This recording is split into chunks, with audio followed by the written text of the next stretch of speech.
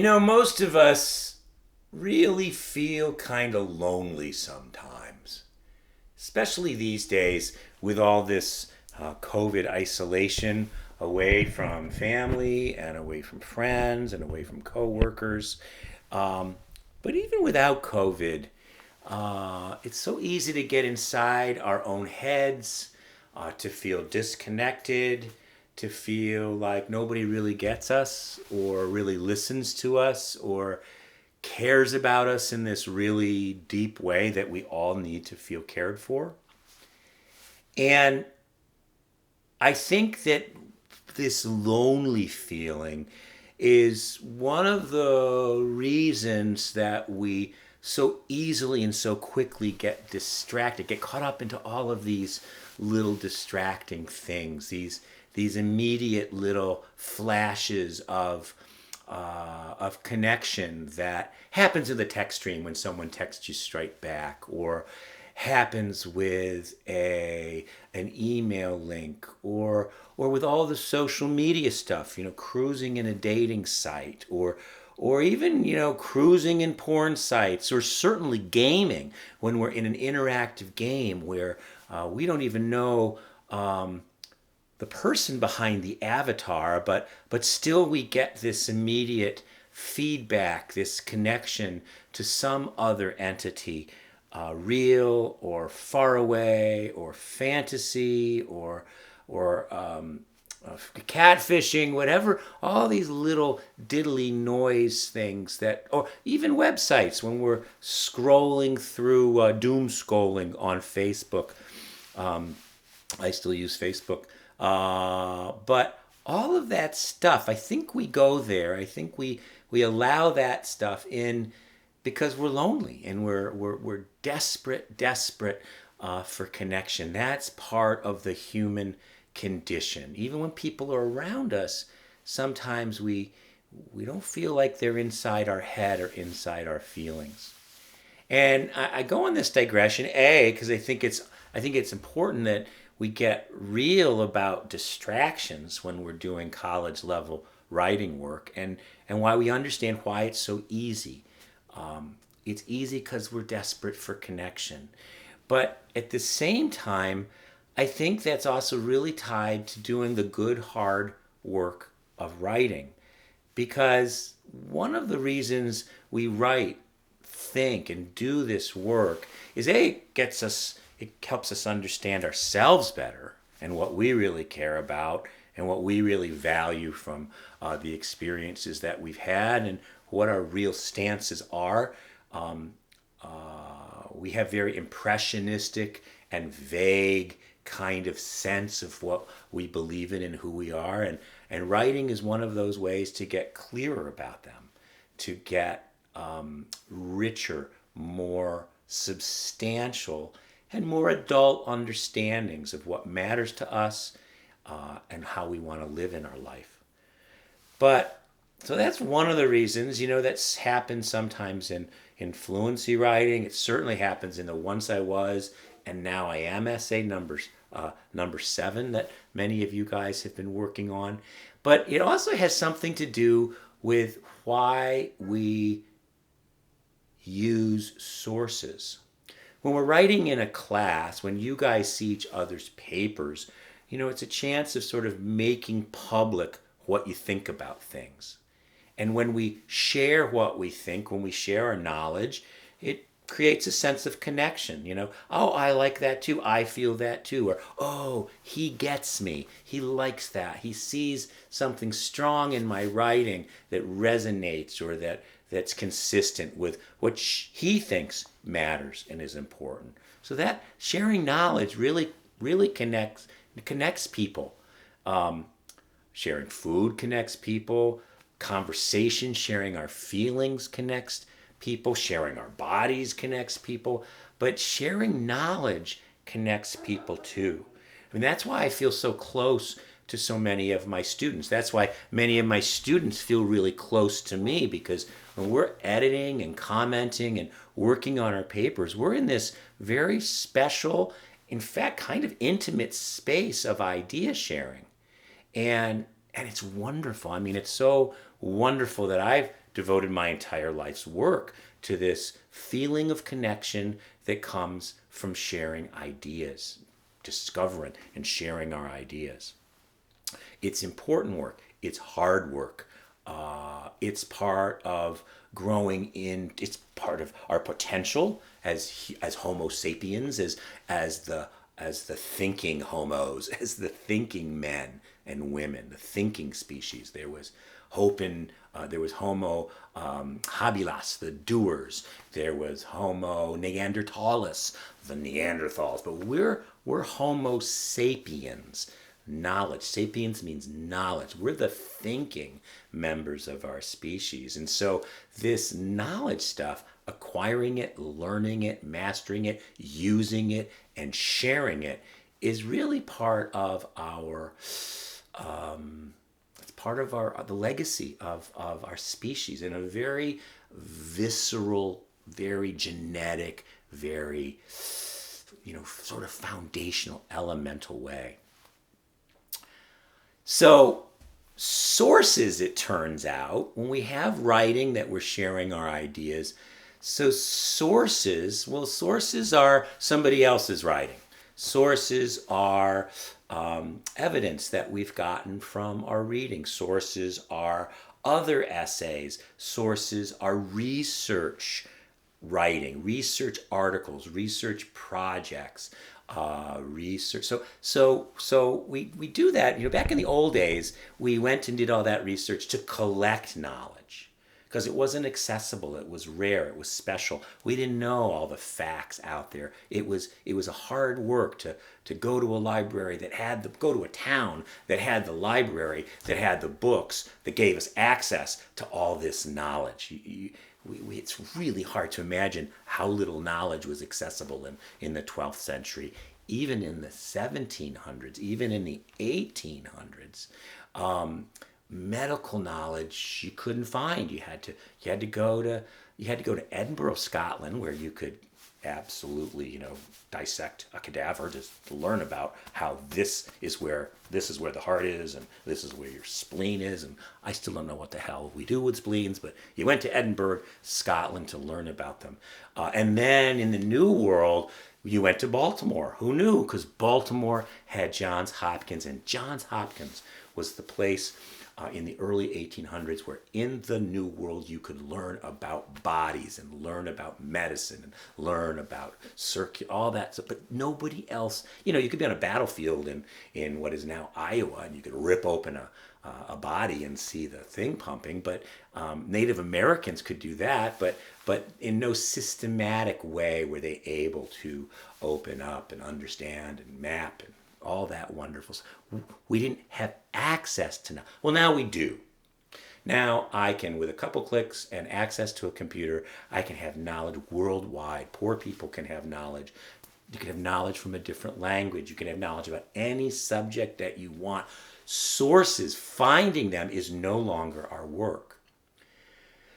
But they're still important because sources connect us with other people, or because sources are people.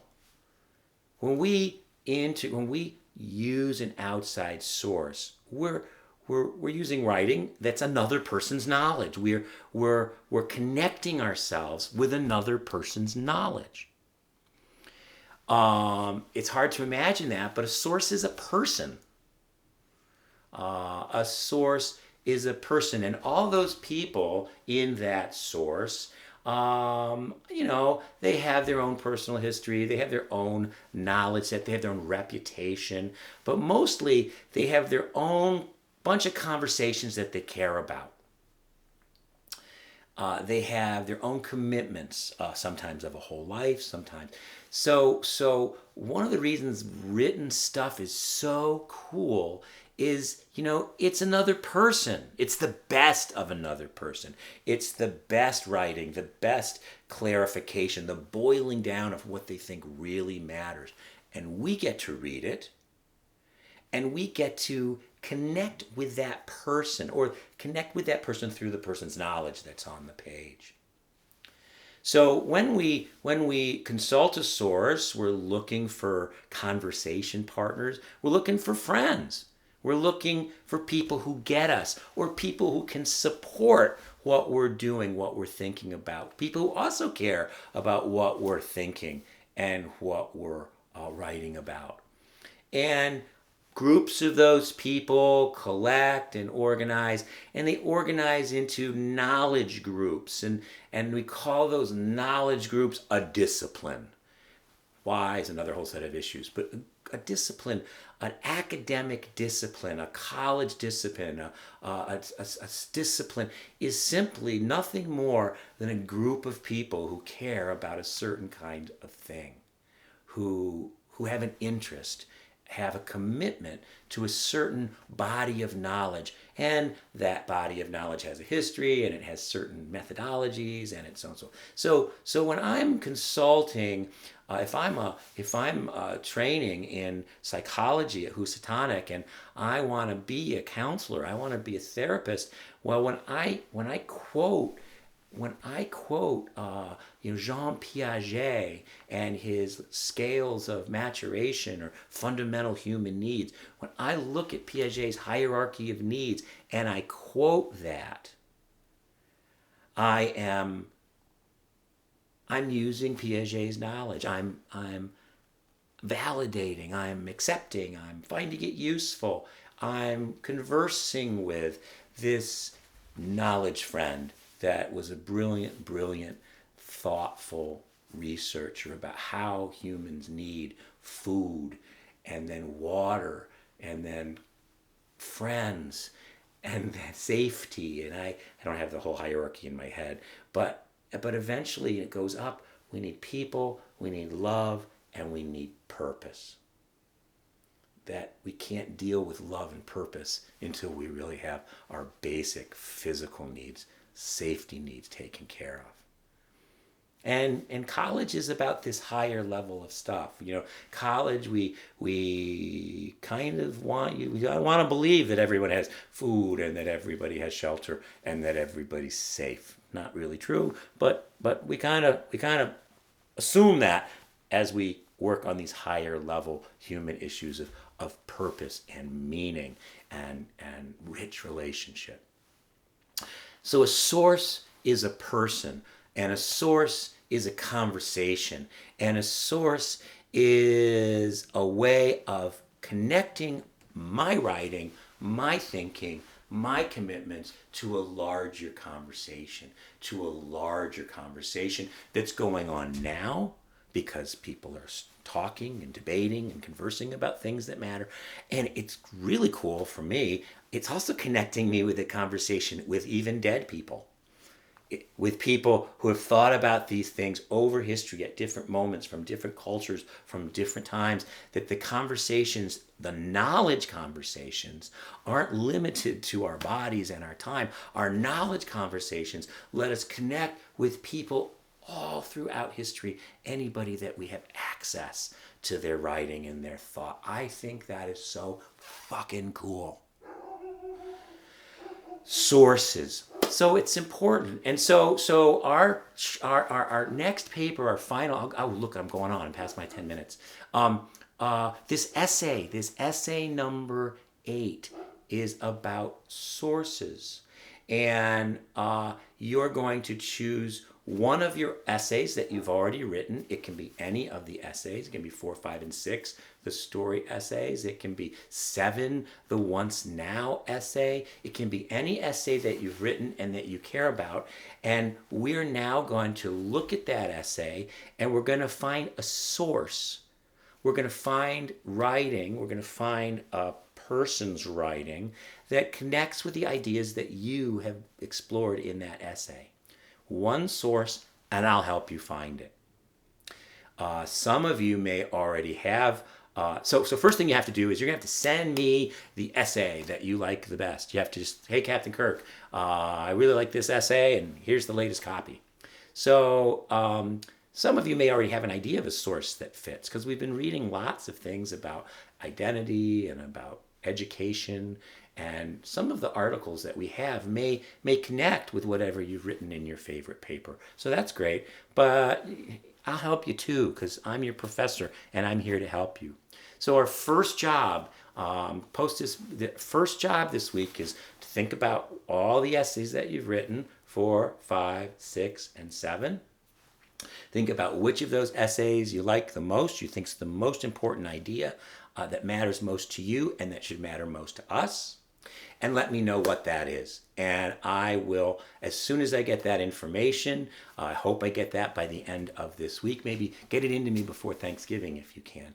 And I will immediately respond to you with, hey, here's an outside source that you can use, because your essay connects to this person's ideas and your essay connects to this person's discipline, the academic discipline from which this person writes. So your work is actually an original contribution to this larger conversation, and you make that clear by incorporating an outside source. So we're going to only use one outside source for our essay number 8, which is a rewrite. And in the next video, I'll put it up this week as well, you'll see how to do that.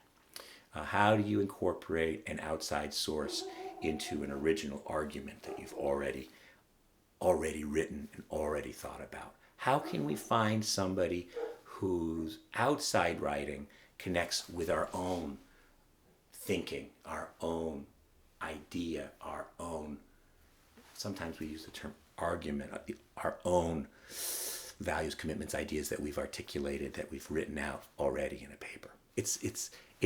It's really cool to be able to do this, but way more important is for you to understand why we do this.